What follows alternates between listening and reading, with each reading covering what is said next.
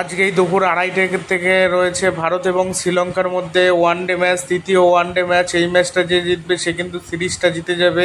এই জন্য ভারতীয় দল এই সিরিজটা অন্তত ড্র করার জন্য ড্র করতেই হবে তাদের, না হলে কিন্তু সিরিজ তারা হেরে যাবে, যেহেতু প্রথম ম্যাচটা ড্র হয়েছিল তাই। আর এই ম্যাচটাও যদি ড্র হয় তাহলে সুপার ওভারে ম্যাচটা যাবে, শোনা যাচ্ছে সুপার ওভারে ম্যাচটা যাবে। সেখান থেকে যদি জিততে পারে তাহলে তো মানে শ্রীলঙ্কা জেতার চেষ্টা করবে, ভারতও জেতার চেষ্টা করবে।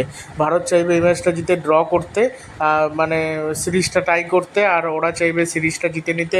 এর থেকে ভালো সুযোগ আর পাবে না মানে ভারতকে হারানোর। শ্রীলঙ্কা হারাতে চাইবে, সানার জয়সূর্য বিভিন্ন প্ল্যান করবে, এবং আমার যতদূর মনে হয় যারা বোলার তারা ভালো ব্যাট ট্যাট করে নামবে।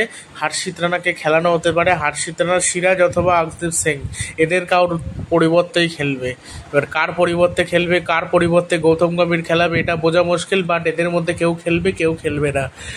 তার কারণ হর্ষিত রানাকে সুযোগ দেবে, না হলে সমস্যা। সে স্লোয়ার বল টল করবে, স্লোয়ার বোলিং ভেরিয়েশনই কাজে দেবে এই সমস্ত পিচে শুধুমাত্র লেন বল করলে চলবে না, অনেক রকম স্লোয়ার বল, নকল বল এগুলো করার চেষ্টা করতে হবে, তাহলেই তো উইকেট পাওয়া যাবে। ওয়ানডে ক্রিকেটে তো ইয়র্কার সেরকম একটা কেউ দেয় না, ইয়র্কারটা প্রয়োজনে দরকার হলে দিল, খুব রেয়ার।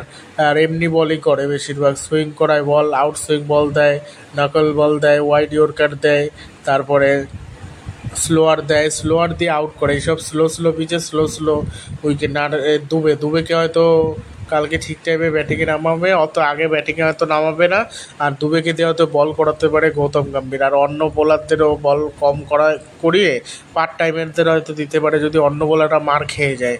আর কুলদীপ যাদব, অক্সার এরা তো ভালোই করে, এরা তো খেলবে। ওয়াশিংটন সুন্দর, এবার পান্ত খেলে নাকি সেটা দেখতে হবে। মনে হয় পান্তকে নেবে না, যেরকম আছে সেরকমই থাকবে, পান্তকে নেবে না। KL রাহুলই উইকেট কিপার হিসেবে খেলবে, তার কারণ প্র্যাকটিস যেহেতু করেনি, আমার মনে হয় না থাকবে বলে।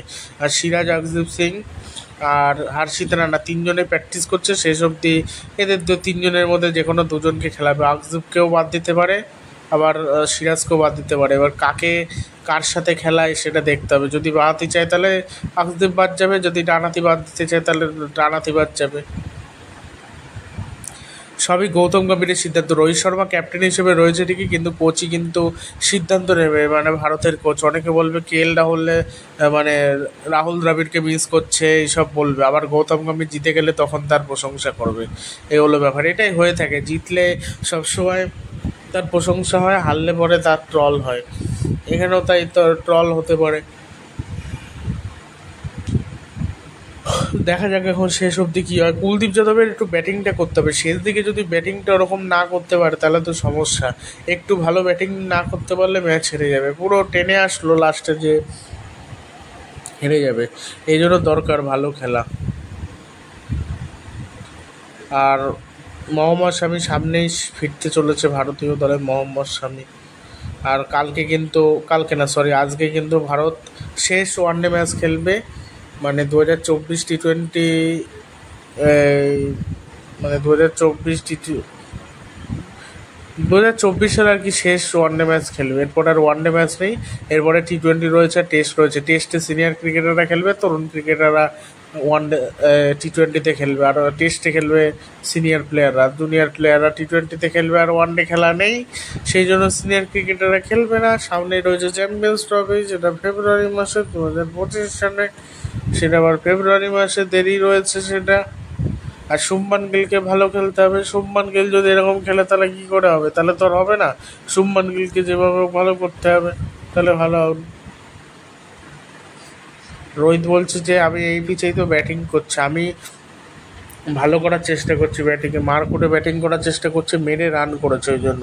আর অন্য প্লেয়াররা কিন্তু মেরে রান করতে পারেনি, তার আগে কিন্তু আউট হয়ে গেছে, ওই জন্যই হয়ে গেছে সমস্যা। আর ফিল্ডিংটাও ভারত ভালো দিয়েছে, খারাপ দেয়নি খুব একটা, এই হলো ব্যাপার। শ্রেয়াস আয়ার 2 ম্যাচে ব্যাটিং দেখে খুবই জঘন্য লাগলো। শ্রেয়াস আয়ারকে ফর্মে ফিরতে হবে, ঠিক ওয়ানডে বিশ্বকাপে যেরকম খেলেছিল ওরকম করতে হবে। রোহিতই একমাত্র দেখলাম T20 বিশ্বকাপ যেখানে খেলাটা শেষ করেছিল সেখান থেকে যেন শুরু করেছে রোহিত শর্মা। অনবদ্য হিটম্যান, অনবদ্য ব্যাটিং করছে, কি 6 যা খেলছে, অনবদ্য 64 রান করেছে 44 বলে 8টা 5টা 4, 4টে 6 মেরেছে দ্বিতীয় ম্যাচটাতে। প্রথম ম্যাচেও হাফ সেঞ্চুরি করেছে, অনবদ্য খেলেছে। দুনিত ওয়াল্লাকে যেমন খেলছে ভালো, অক্সার প্যাটেলও ভালো খেলছে। কিছু কিছু প্লেয়ার এই সিরিজে খুব ভালো পারফরমেন্স করে যাচ্ছে।